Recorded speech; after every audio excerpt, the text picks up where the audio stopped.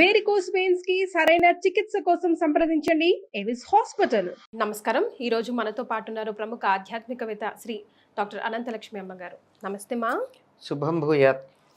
అమ్మ, ఇప్పుడు నిత్య సుమంగళిగా మహిళలు ఉండాలంటే లలిత సహస్రనామ స్తోత్రాల్లో ఎలాంటి శ్లోకాలు పఠిస్తే మంచిది? ఎప్పుడు, ఎందుకు, ఏమిటి, ఎలా అన్నీ నాకు వివరించండి. లలిత సహస్రనామాలు మేము ఎప్పుడు పఠిస్తామండి, మాకెప్పుడు ఏం మంచి జరగలేదు అనే వాళ్ళకి మనం సమాధానం. ఎన్నో సహస్రనామాలు ఉన్నాయి. విష్ణు సహస్రనామం ఉంది, లక్ష్మీ సహస్రనామం ఉంది, ఇలా రామ కృష్ణ అందరికీ ఉన్నాయి. ఇవన్నింటినీ కూడా పురాణాల్లో జాగ్రత్తగా భద్రపరిచిన వారు వ్యాస మహర్షి. ఒక్క లలిత మాత్రమే లలితా రహస్యనామ సహస్రం. లలిత దీర్ఘం ఉంది, లలిత సహస్రం కాదు, లలితా రహస్యనామ సహస్రం. అంటే చాలా జాగ్రత్తగా పకడ్బందీగా తప్పులు లేకుండా చదవాలి అని అర్థం. రహస్యం అంటే దాచిపెట్టారు, బీరువాలో పెట్టారు, లాకర్లో పెట్టారని కాదు అర్థం. మీరు చదివినా మీకు పట్టా అని అర్థం కాదు. కొంచెం దగ్గర పెట్టుకుని చదవండి, ఒళ్ళు నాలుక అని అర్థం. అందులో అది గనక చక్కగా ఉచ్చరించినట్టయితే వాతావరణం ముందర పాజిటివ్ వైబ్రేషన్స్తో ఉంటుంది స్పష్టంగా ఉచ్చరిస్తే. 2, ఆ ఉచ్చరించటం వల్ల నాలుక వెళ్ళి అంగిలికి తగలడం వల్ల అక్కడ ఉన్నటువంటి నరాల కొనలు ప్రచోదితమై శరీరారోగ్యం బాగుపడుతుంది. దాంట్లో ఉన్న అర్థం తెలుసుకోవడం ద్వారా మనస్సు బాగుపడుతుంది.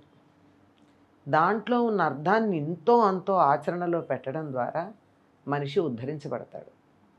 అందువల్ల దీన్ని లలితా రహస్యనామ సహస్రం అన్నారు. ఇది చాలా పకడ్బందీగా నిర్వచనాల రూపంలో అన్ని రకాల శాస్త్రాలు అందులో అంతర్భాగంగా ఉన్నాయి. చాలా పకడ్బందీగా రచించబడింది. అందువల్ల ఒక దీర్ఘం కానీ, ఒక హ్రస్వం కానీ, ఒక ఒత్తు కానీ తప్పు చదివితే అర్థం మారిపోతుంది. తర్వాత కలిపి చదివితే అర్థం వేరు, విడదీసి చదివితే అర్థం వేరు. అలా విడదీసి చదివి అమ్మవారిని నోటికొచ్చినట్టు తిడుతున్నారు అందరూ. మంచి ఫలితం రమ్మంటే ఎట్లా వస్తుందమ్మా? పైగా మనం ఫలితం అడుగుతున్నాం, ఆవిడ ఫలితం ఇవ్వడానికి సిద్ధంగా ఉంది. రెండిటికి తేడా ఉంది కదా. తెలుగులో అయితే ఇష్టం వచ్చినట్టు మాట్లాడుతున్నాం, ఇంగ్లీష్ నేర్చుకునేటప్పుడు స్పష్టంగా ఉచ్చరించాలని చెప్పి వాళ్ళు ముట్టికాయలు ముట్టి మరీ మనకి నేర్పిస్తుంటే తప్పనిసరిగా ఉచ్చరిస్తున్నామా లేదా? అంతే. మరి తెలుగులోను సంస్కృతంలోనూ వచ్చేటప్పటికి ఫలితం అనకుండా ఫలితం అని ఎందుకు అంటున్నాం? అంచేత ఆవిడ ఫలితం ఇవ్వడానికి సిద్ధంగా లేదు కనుక ఫలితం ఇవ్వడానికి సిద్ధంగా ఉంది, మనం అడగలేదు కనుక ఇవ్వట్లేదు. యాజ్ సింపుల్ యాజ్ దట్ అంటారు అంత. రెండోది, ఇదేమ్మా తప్పే ఉంది, ఎట్లాగో అట్లా ఆవిడికి తెలియదా అంటే, అమ్మ నీకు దండం అంటే కూడా తెలుస్తుంది, మొత్తం లలితా సహస్రనామ సహస్రం చదవక్కర్లేదు కదా. మరి మన హృదయం ఆవిడికి తెలియాలంటే మీరు ఈమెయిల్ పంపించేటప్పుడు ఒక స్పెల్లింగ్ తేడా కానీ, మధ్యలో ఉన్న స్పేస్ కానీ, డాట్ కానీ, కామా కానీ, సెమికోలన్ కానీ, హైఫన్ కానీ, అండర్ స్కోర్ కానీ, @ కానీ ఏదన్నా ఒక్కడి తేడా పెడితే ఈమెయిల్ ఎడుతుందా? పక్క పక్కన ఉన్న వాళ్ళకి ఈమెయిల్ వెళ్ళకపోతే ఎక్కడో ఉన్న అమ్మకి, సర్వాంతర్యామిగా ఉండి అందరినీ చూస్తున్నటువంటి అమ్మకి ఎక్కడాగి ఎవరికి ఫలితం ఇవ్వాలో తెలియాలంటే కరెక్ట్గా కనెక్ట్ అవ్వాలా లేదా? భలే చెప్పారు. ఈ కనెక్షన్లో ప్రాబ్లం ఉంది. ఇన్స్ట్రుమెంట్ బాగుంది, కనెక్టివిటీ బాగుంది, అంతా బాగుంది, కనెక్షన్ ఇవ్వడంలో రాంగ్ కనెక్షన్ ఇస్తున్నాం. అది విషయం. చేత జాగ్రత్తగా స్పష్టంగా చదివేటట్టయితే ఫలితం చాలా బాగుంటుంది. దుష్ట దూరాన్న తర్వాత దురాచార శమని అని కలిపి చదవాల్సింది విడదీస్తారు. అప్పుడు ఏమైంది అర్థం? దురాచారం పోగొట్టేది అని కాక నువ్వు దురాచారం చేసేదాని అని అర్థం వచ్చిందా? మరి ఎంత దయగల తల్లి కాకపోతే అలా తిడితే ఇంకా మన సర్వనాశనం కాకుండా చూస్తోంది. ఇది ఎందుకు ఫలితం రాలేదు అన్నదానికి చెప్తున్నా. ఇది మొదటి మాట. రెండోది, అసలు విషయం ఏమిటంటే అందులో చెప్పినటువంటి వాటిని మనం జాగ్రత్తగా పాటిస్తున్నామా? ఉమ్, ఎవరైనా తనను అనుసరించే వాళ్ళు తనలాగా ఉండాలని కోరుకుంటారు కానీ దానికన్నా భిన్నంగా ఉంటే అనుగ్రహిస్తారా? అమ్మవారి నామాల్లో మొట్టమొదట ఏముంటుంది? చంపక అశోక పున్నాగ సౌగంధికల సత్కచ అని ఉంటుంది. చెంపకము, అశోకము, పున్నాగము మొదలైనటువంటి పూలతో లసత్ ప్రకాశిస్తున్న కచ జుట్టు కలిగినటువంటిది. ఆవిడ ఎత్తిపెట్టిన చేతుల కన్నా జుట్టు ముడిలో ఉన్న పూలు కనపడుతున్నాయి. అంటే ఏమిటి అర్థం? చక్కగా జుట్టు ముడి వేసుకుని పువ్వులు పెట్టుకుంది. ఉమ్, మీరు విరబోసుకుని ఆవిడ్ని పూజిస్తే ఆవిడికి నచ్చుతుందా? జుట్టు విరబోసుకోవడం రాక్షసుల లక్షణం. మరి జుట్టు విరబోసుకుని ఆవిడ్ని పూజిస్తే రాక్షస లక్షణంతో పూజిస్తూ ఉంటే జుట్టు ముడేసుకున్న అమ్మవారిని ఆవిడ అనుగ్రహించాలంటే కొంచెం ఆలోచిస్తుందా లేదా? ఉమ్, ముఖచంద్ర కళంకాభ మృగన అభివిశేషక అని నామం ఉంది. అక్కడ మనం ఏం చేస్తాం? ముఖచంద్ర కళంకాభ అని చదువుతారు. ఉమ్, ముఖము అనే చంద్రుడికి మచ్చలాగా ఉన్నదానా అంటారు. అమ్మవారు మచ్చ కాదు కదా. ఉమ్, ముఖచంద్ర కళంకాభమృగనాభివిశేషక. ముఖము అనేటటువంటి చంద్రుడిలో మచ్చలాగా ఉన్న కస్తూరి బొట్టు కలిగినటువంటిది. అమ్మవారి ముఖం చంద్రుడు, ఉమ్, అందులో పెట్టుకున్న బొట్టు కస్తూరి కస్తూరి బొట్టు చంద్రుడిలో ఉన్న మచ్చలాంటిది. మరి మనం ముఖాన బొట్టు లేకుండా అమ్మవారిని పూజిస్తే ఆవిడ అనుగ్రహించాలని ఎలా కోరుకుంటాం మనం? ఉమ్, ఒక వృత్తి చేసేవాళ్ళు ఒక యూనిఫామ్ వేసుకుంటారా లేదా? వేసుకుంటారు. ఒకప్పుడు మన దేశంలో ఆంగ్లేయులు పరిపాలించే రోజుల్లో అప్పుడు మొదలైంది ఉద్యోగాలకు వెళ్ళేవాళ్ళు ప్యాంట్లు షర్ట్లు వేసుకోవడాలు లాంటివి. మరి ఒక ఉద్యోగం జీవనోపాధి కోసం నీ వేషధారణ తగినట్టుగా మార్చుకున్నప్పుడు అమ్మవారి అనుగ్రహం కావాలన్నప్పుడు ఆవిడ చెప్పినట్టుగా వేషధారణ వేసుకోవాలని నియమం లేదా? ఎందుకు అనుగ్రహించలేదు అంటే ఇలాంటివి 100 కారణాలు చెప్తాం. మరి చేత ఆ కారణాలు అటుంటే ఇందులో ప్రత్యేకంగా ప్రార్థించాల్సింది ఏమిటంటే సుమంగళీలు ప్రార్థించాల్సిందే. అసలు మొత్తం చదవడమే చాలా మంచిది. ఉమ్, ఇందులో ఒక సుమంగళి ఎలా ప్రవర్తించాలో చాలా చక్కగా చెప్తారు. ఉమ్, ఎంత బాగా ఉంటుంది అంటే దీనికి వ్యాఖ్యాన రూపంగా ఉన్న సౌందర్యలహరిలో అమ్మవారి మోకాళ్ళు ఎందుకు కొంచెం కఠినంగా ఉంటాయి? శరీరంలో కాస్త కఠినంగానే ఉంటుంది మోకాళ్ళు. ఎందుకంటే భర్త రాగానే వెళ్ళి ఆయన పాదాలకు నమస్కారం చేయడం వల్ల నేలకు ఎప్పటికప్పుడు ఈ మోకాళ్ళు తగులుతూ గట్టిపడ్డాయి అంటాడు. అర్థం చేసుకోవాలి కదా. ఇలాంటివన్నీ చాలా జాగ్రత్తగా మిగిలిన వాటిల్లో ఉంటే కామేశబద్ధ మాంగళ్య సూత్ర శోభిత కంధర, కామేశ్వరుని చేత కట్టబడినటువంటి మంగళసూత్రము చేత ప్రకాశిస్తున్న కంఠము కలిగినటువంటిది. అమ్మవారి కంఠసీమలు ఇక్కడ కామేశ్వరుడు కట్టినటువంటి మంగళసూత్రం ఉంటుంది. మొదటి నామం నుంచి కనీసం ఈ నామం దాకా తప్పనిసరిగా తప్పులు లేకుండా చదివినట్టయితే, మళ్ళీ చెప్తున్నా, తప్పులు లేకుండా చదివినట్టయితే ఒకదానికి ఒక అర్థం వస్తుందని చెప్పాను కదా.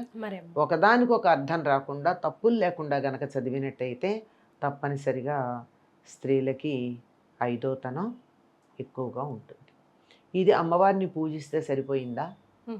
ఆవిడని అక్కడ పూజించి బయటకు వచ్చాక ఏడిపించుకు తింటున్నాడు, నన్ను నా ప్రాణానికి దొరికాడు అని భర్తని విసుక్కుంటూ ఉంటే ఏం ఫలితం ఉంటుంది?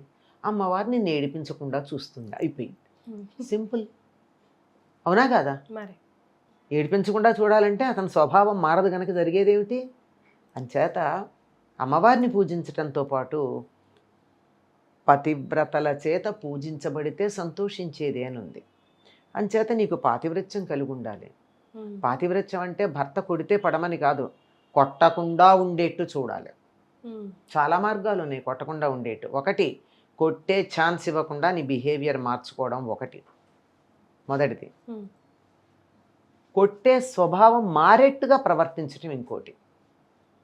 2 రకాలుగాను ఉండొచ్చు. కనుక అమ్మవారు చెప్పినట్టుగా ప్రవర్తించడం చాలా ప్రధానం. కనీసం ఈ నామాల దాకా చదివినట్టయితే చాలా ప్రయోజనం ఉంటుంది. ఇంత కుంకుమ అమ్మవారి ముఖాన పోసేయడం అన్నది మాత్రమే ప్రధానంగా పెట్టుకోకుండా ఆవిడ కళ్ళల్లో పడి పాపం కళ్ళు మండవా, జాగ్రత్తగా వేయాలి. ఆవిడ్ని మనం ఒక మనలాంటి దానిగా భావన చేసి కదా చేస్తున్నాం. అంత జాగ్రత్తగా చేసినట్టయితే ముందర త్రికరణ శుద్ధిగా చేయాలి. అంతర్ముఖ సమారాధ్య బహిర్ముఖ సుదుర్లభ. అంతర్ముఖంగా ఆరాధన చేసినప్పుడు చాలా బాగా ఫలితం వస్తుంది. బహిర్ముఖంగా చేస్తే కొంచెం కష్టమే అమ్మవారిని పొందడం. అది మొదలెట్టాలి, బహిర్ముఖంగానే మొదలు పెట్టాలి, కానీ అంతర్ముఖంగా బాగా ఆరాధించాలి అని చెప్తారమ్మా. ఒక్క నామం అంటూ చెప్పలేం, కానీ అసలు ఇద్దరినీ కలిపి ఒకటిగానే చూస్తాంగా. శివపార్వతులు ఇద్దరిని అర్ధనారీశ్వరులుగా ఆ భావనతో ఉన్నట్టయితే అమ్మవారికి పరిపూర్ణంగా త్రికరణ శుద్ధిగా మనం ప్రార్థన చేసినట్టయితే అమ్మ అని పిలిచాం. మొదటి నామంలో శ్రీమాత అని ఉంది. అమ్మ తల్లి అని పిలిచాం, అదే కదా సంబంధం. ఎక్కడికి తీసుకెళ్తుంది ఆవిడ? శివశక్తి ఐక్య రూపిణి.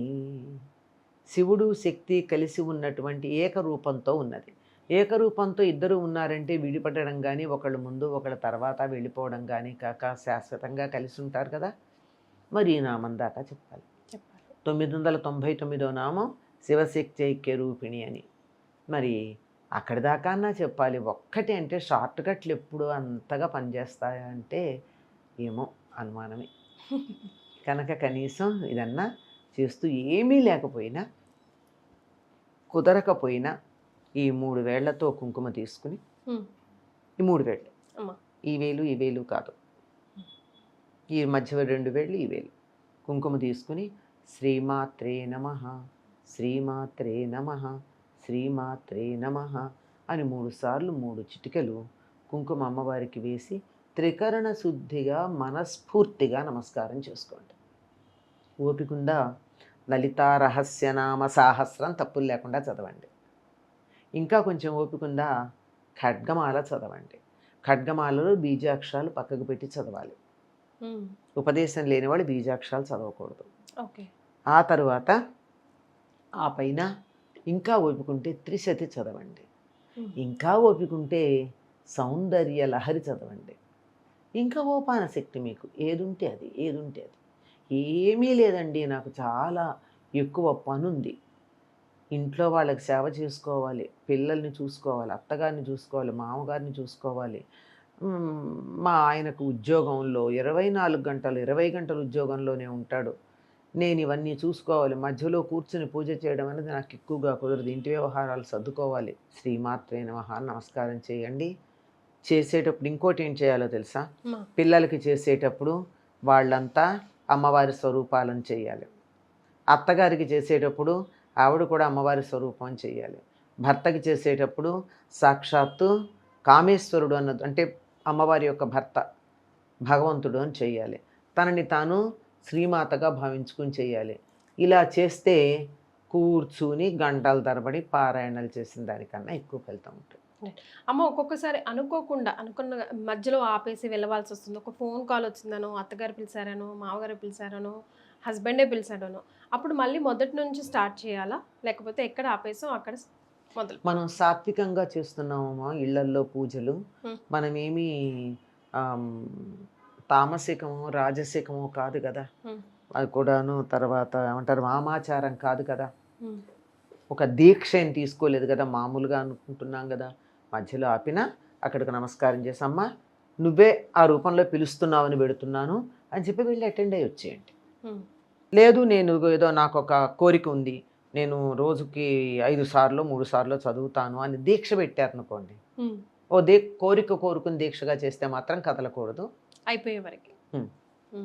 అలాంటిది ఏం లేకుండా చేసినట్టయితే ఏం పర్వాలేదు. రైట్. సో మీలో ఎవరైనా ఏదైనా మిస్టేక్స్ అమ్మవారు చెప్పినవి చేస్తుంటే కరెక్ట్ చేసుకొని చదివి చూడండి, ఫలితం తప్పకుండా వస్తుంది.